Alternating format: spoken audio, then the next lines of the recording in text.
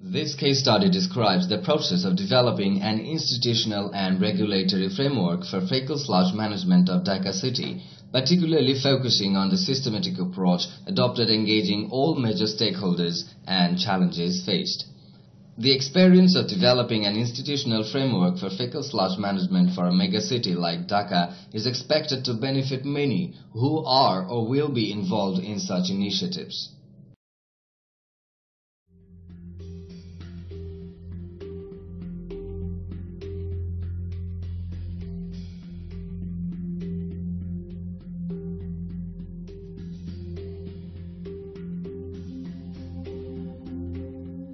Bangladesh has been quite successful in expanding sanitation coverage and reducing the prevalence of open defecation from 34% in 1990 to 1% in 2015 through the use of on-site sanitation facilities.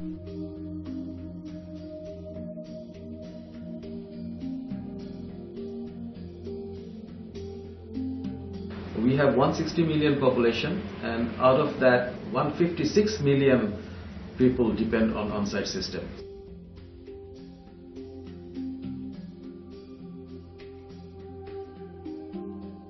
When we talk about FSM, FSM is just managing the fecal sludge in these on-site systems, either pit latrine or septic tank system, in a way that does not deteriorate the environment.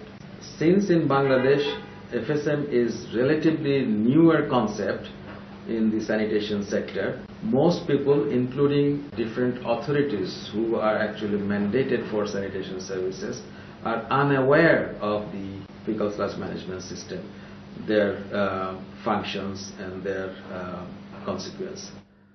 So it is rather important that we immediately consider FSM as an approach to make our sanitation system sustainable and beneficial for people at large.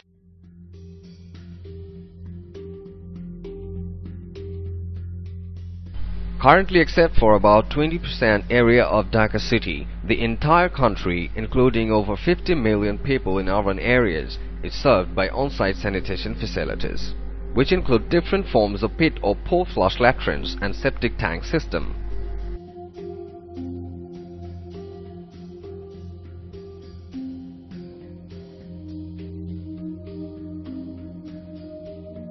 In the absence of any organized FSM services, the huge quantity of fecal sludge generated in these sanitation facilities is inaptly managed. With virtually no FSM services, the pits and septic tanks are being dislodged primarily by very unhygienic manual methods. Apart from significant health hazards, death of pit emptiers from exposure to toxic gases during pit emptying is often reported. There is no protocol for safe emptying and no authority to oversee these practices.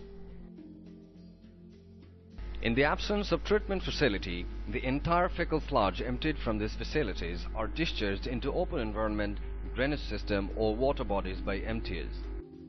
No authority is taking responsibility of safe disposal of emptied fecal sludge.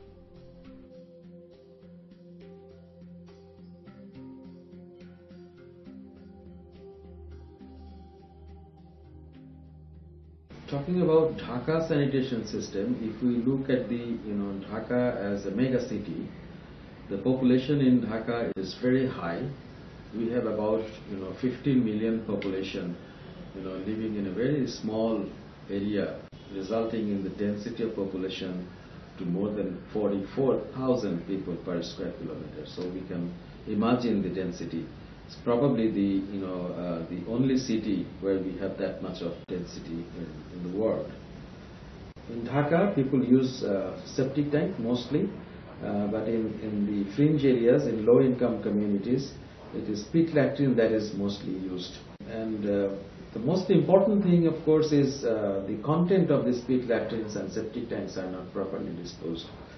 So that actually results in polluting the environment, the water environment particularly, and the rivers and canals in and around Dhaka is heavily polluted because of this fecal matter that is disposed untreated.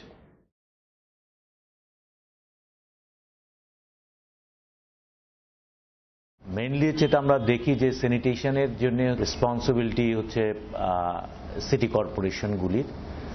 ঢাকার ক্ষেত্রে হচ্ছে Dhaka North, Dhaka South City Corporation, একই সাথে হচ্ছে ঢাকা ওয়াসার। Dhaka North City Corporation, Dhaka South City Corporation function করে Local Government City Corporation Act 2009। তো সেখানে স্পেসিফিক মানে স্যানিটেশন সম্বন্ধে বলা আছে, বাট অনসাইট স্যানিটেশনের ক্ষেত্রে সিটি কর্পোরেশনের রোলটা কি হবে সেটা কিন্তু হচ্ছে বলা নাই।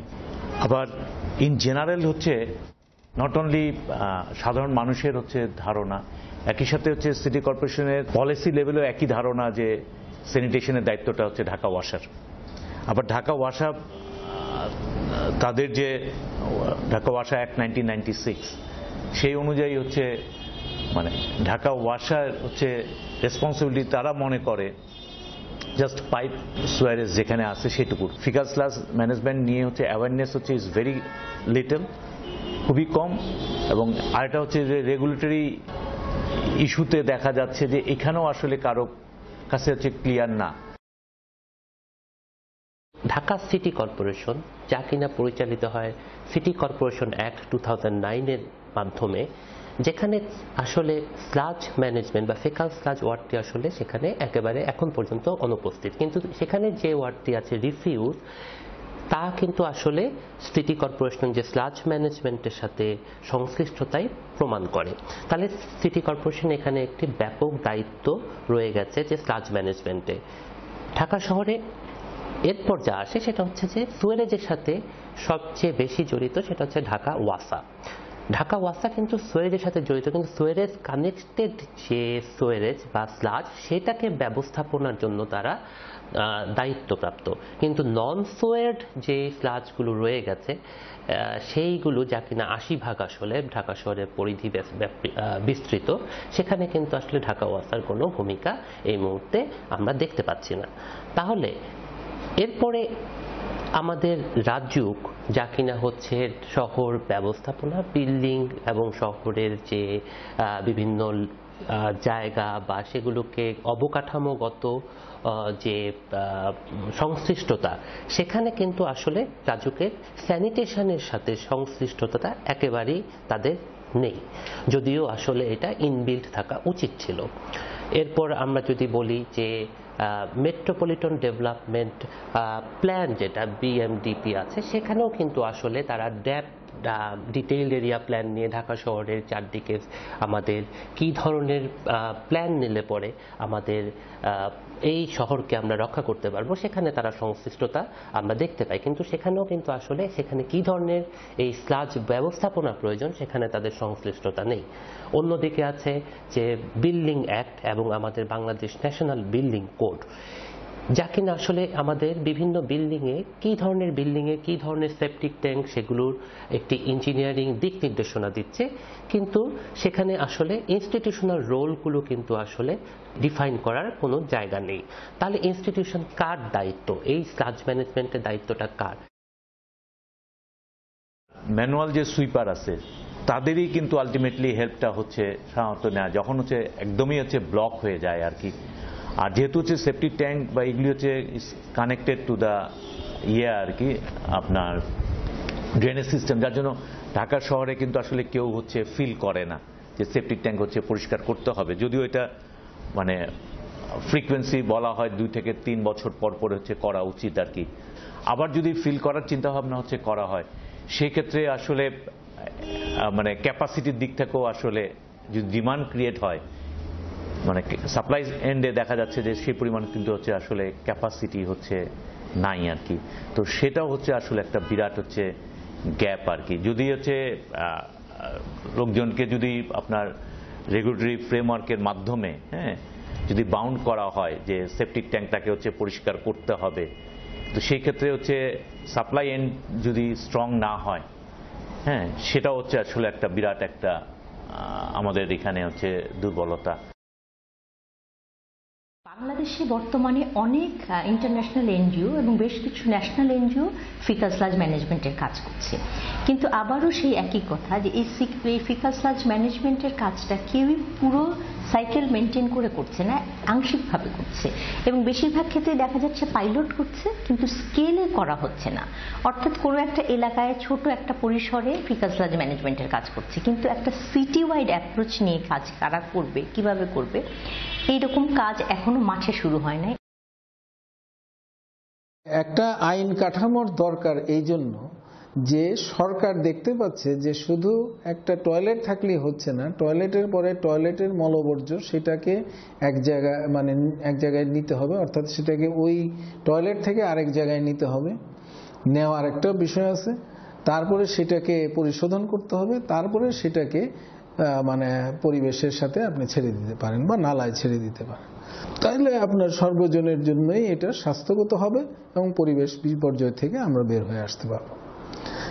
এখন এই কাজগুলি করতে হলে একটা আইনি কাঠামো দরকার এবং সেই আইনি কাঠামোর জন্য আমরা সরকারকে বলেছিলাম যে আপনারা একটা, সরকার বলতে আমি স্থানীয় সরকার মন্ত্রণালয়কে বোঝাচ্ছি, যারা বাংলাদেশের পানি এবং পয় নিষ্কাশনের দায়িত্বে আছেন, যে এই বিষয়গুলিতে আপনারা একটা নিয়ম এবং একটা আইন প্রণয়ন করবেন। কিন্তু যখনই আইন হয়ে যাবে তখন একজন সিটি কর্পোরেশনে একজন ইন্সপেক্টরের দায়িত্ব দাঁড়াবে যে আমার এলাকায় কতগুলি পায়খানা বা টয়লেট আছে, সেই টয়লেটগুলি সেপটিক ট্যাঙ্ক আছে কি নাই, সেটা কি কুয়া না কি, এবং সেটা কিভাবে সেটাকে ব্যবহার করা হচ্ছে এবং সেই সেপটিক ট্যাঙ্ক বা কুয়া ভরে গেলে সেইটা কিভাবে পরিষ্কার করা হচ্ছে, কোথায় সেই মলবর্জ্য নিয়ে যাওয়া হচ্ছে, কালেকশন, ট্রান্সপোর্ট, ট্রিটমেন্ট এবং তারপরে ডিসপোজাল, এই যে ভ্যালু চেইন স্যানিটেশনের, সেটা আপনাকে পালন করতে হবে এবং সেটা পালন করতে গেলে আপনার সেই রকম প্রস্তুতি এবং সেই রকম আইনগত বিধিবিধানের প্রয়োজন থাকবে।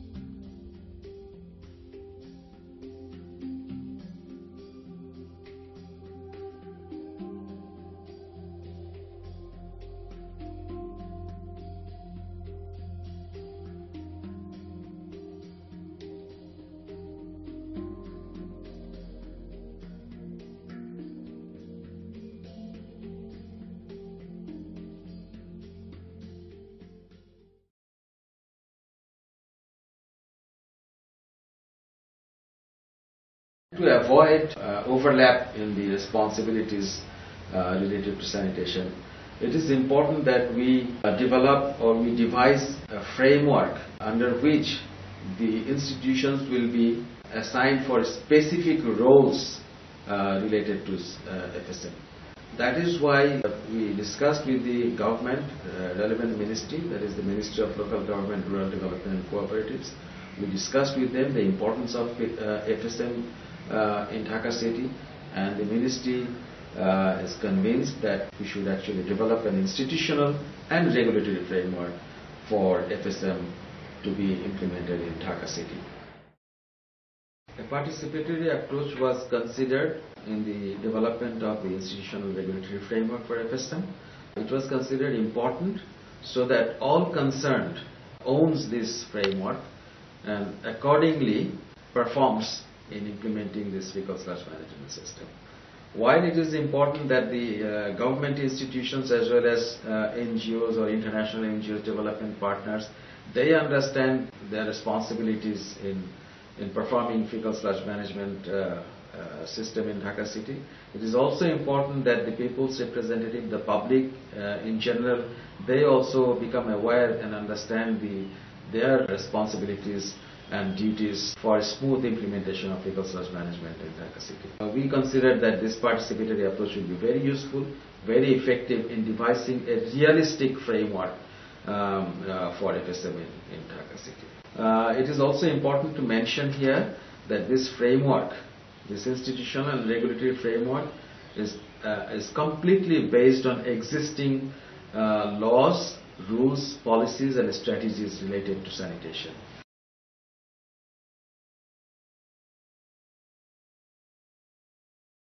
The FSM framework has been developed following a stepwise approach. We followed 7 specific steps in the development of this framework. The first step was defining issues and challenges. The second step was setting objectives and goals. Third step was understanding the context around which we are developing the framework. The next step was identifying key stakeholders and understanding their relationships. Fifth step was an engagement strategy for involving all stakeholders in the process of development of the framework. The sixth step was getting approval of the framework by the government. And the final step, which we will follow after the approval, is monitoring and learning and then updating the framework as and when needed.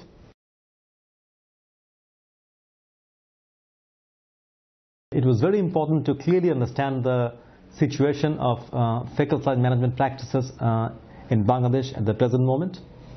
What kinds of sanitation facilities are used, their design details, how they are operated, how they are managed, and how the relevant institutions take part or do not take part in the management of these facilities. For example, this figure shows fecal flow for the population of Dhaka city. It shows that 20% population of the city is covered by sewerage network, 79% is covered by on-site facilities which include septic tank system and different types of pit latrines, and 1% still practice open defecation. If you look carefully, you'll see that only 2% wastewater from the sewerage system is effectively treated and disposed in the environment, but the remaining fraction goes back to the receiving water untreated. And the entire fecal matter that accumulates in the on-site sanitation facilities eventually go back to the environment, either in the residential areas where these are generated, or in the drainage system, or in the receiving water bodies. This figure shows a similar diagram for fecal flow in the slum areas of Dhaka city. It shows that the entire fecal matter generated in the on-site sanitation facilities eventually go back either in the local area and beyond to drains and other surface water bodies, and or into the receiving water bodies like lakes, khals and rivers. In our effort to define the issues and challenges of FSM, we carried out a case study in selected areas of Bangladesh, which included urban slum areas and also urban developed areas. We carried out the case study in 2 slum areas, Kallanpur Porabusti and Muktijodha slum, and in a developed urban area which was Barithara diplomatic zone.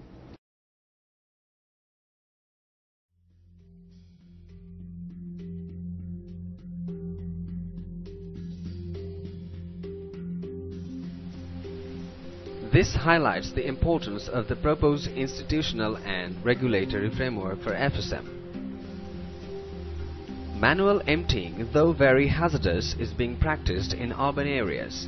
Mechanical dislodging services initiated by some NGOs suffer from limitations, including the lack of access in areas with narrow roads and absence of a viable business model. And there is limited experience in the treatment of fecal sludge.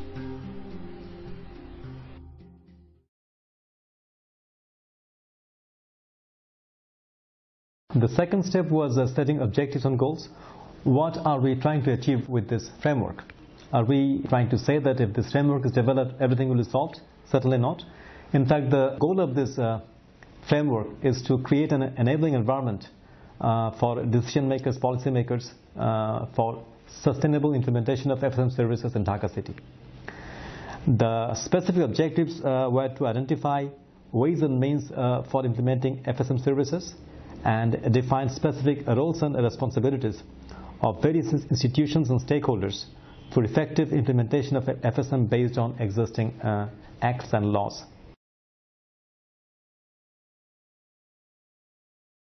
The third step was understanding the context. Very important to make it clear that the FSM framework is not a new law.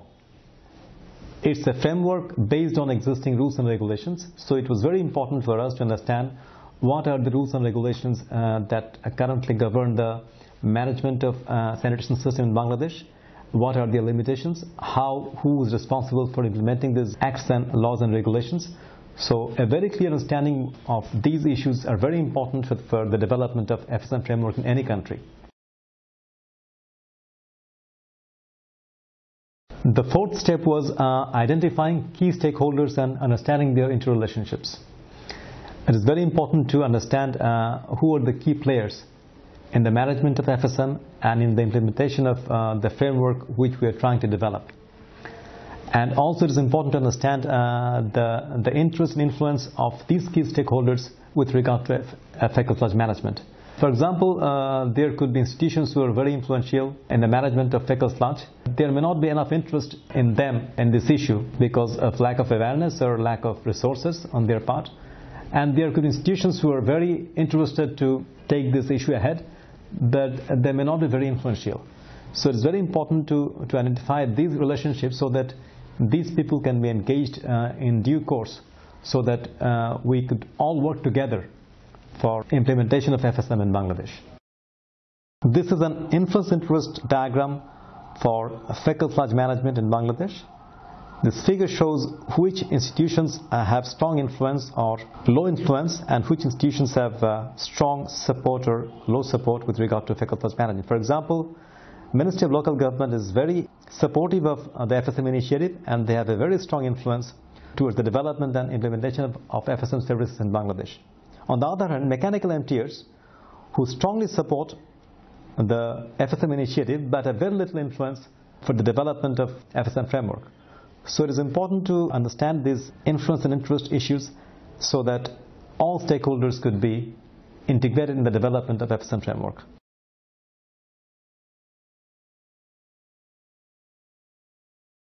So up to now we have developed a good understanding of the existing situation, the key stakeholders and their interest and influence.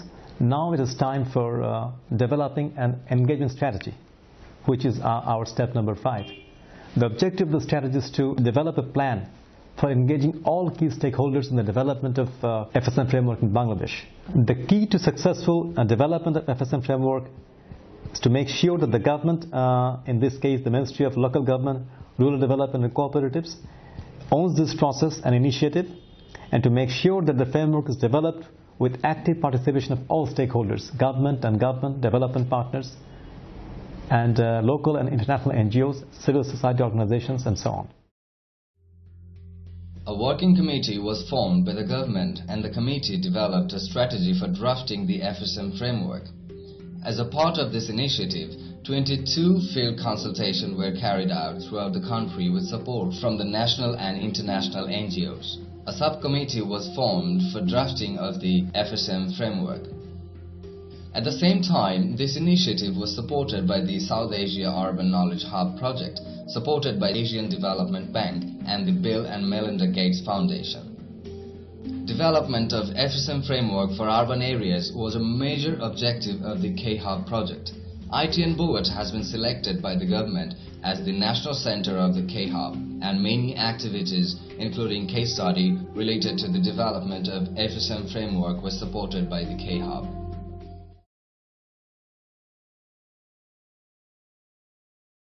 The sixth step is a very important step, which is approval of the developed framework by the government. Unless it is recognized and approved by the government, it will not be possible to implement this framework throughout the country. So this is a very vital step in the development of the FSM framework. Following this stepwise approach, an institutional and regulatory framework for fecal sludge management in Dhaka and in other parts of the country has been developed, and it has now been forwarded to the government of Bangladesh for approval.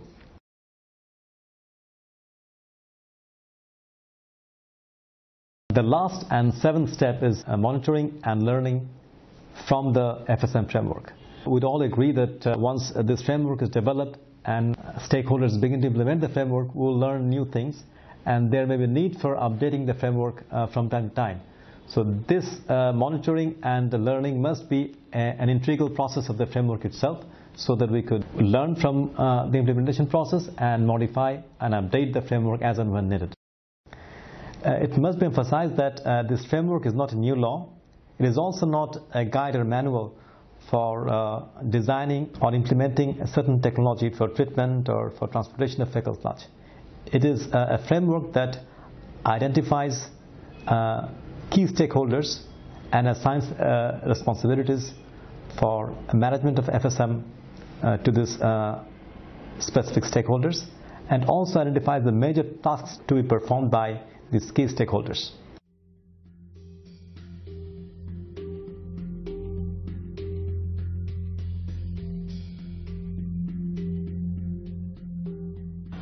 Once it is completed and once government approves this framework, it will be ready for concerned institutions to develop their implementation plan in consultation with concerned stakeholders. So if that is implemented properly and if it is monitored properly, it is expected that we will immediately get the benefits of implementing FSM services in Dhaka City.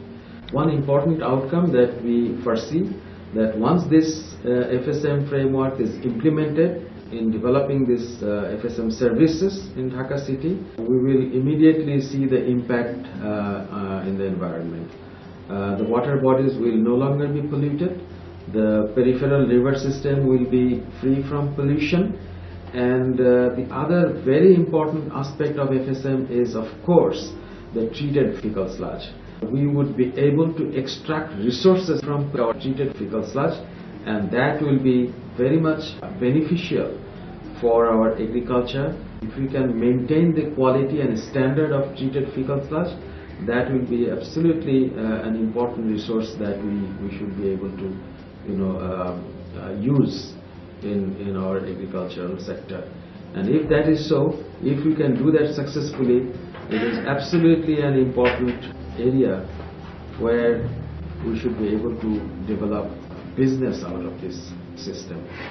And once that business is developed, the whole system is going to sustain for a long, long time.